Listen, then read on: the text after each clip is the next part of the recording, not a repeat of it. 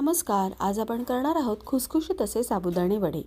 आता मी असं का म्हणते तुम्ही आता आवाज ऐकाच म्हणजे कळेल किती छान झाले आहेत ना. त्यासाठी इथे मी 1 कप साबुदाणे 2 तास भिजत घातलेले होते आणि आता परफेक्ट असे ते भिजलेले आहेत. आता आपण एक वाटण करून घेऊया. मी इथे 5 हिरव्या मिरच्या, 1 इंच आलं आणि अर्धा चमचा जिरं घातले. त्याची अशी भरड काढून घेतली आहे.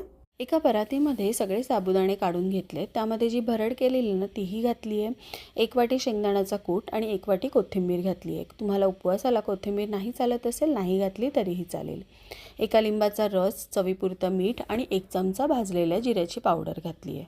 मी इथे 2 मोठे बटाटे उकडलेले आहेत ना ते किसून घेते.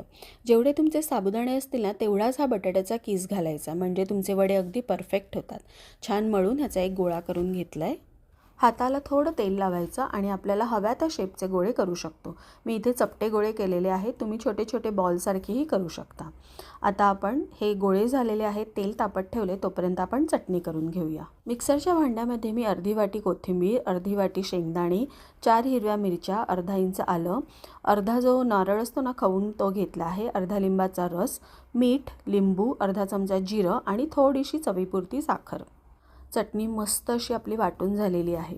मी एका वाटीमध्ये दही घेतले, त्यामध्ये अर्धा चमचा जिऱ्याची पावडर आणि 1 चमचा साखर घातली आहे. हे छान मिक्स करून ठेवले. तोपर्यंत आपलं तेलही छान तापलंय. मी इथे 3 वडे सोडून घेतलेत. तुम्ही कढईच्या साईजप्रमाणे वडे सोडू शकता. 1 मिनिट झाल्यानंतर याला परतून घ्यायचे, म्हणजे हे वडे अजिबात एकमेकांना चिकटत नाही. तुम्ही बघताय छान असे आपले वडे झालेले आहेत.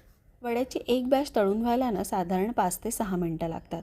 मी सगळे वडे तळून घेतलेत. मीडियम फ्लेमवरच हे फ्राय करायचे आहेत. तुम्ही या पद्धतीने जेव्हा कराल ना तेव्हा तुमचे वडे अजिबात तेलकट होणार नाहीत, तेलात विरघळणार नाहीत आणि छान खुसखुशीत असे वडे तयार होतात.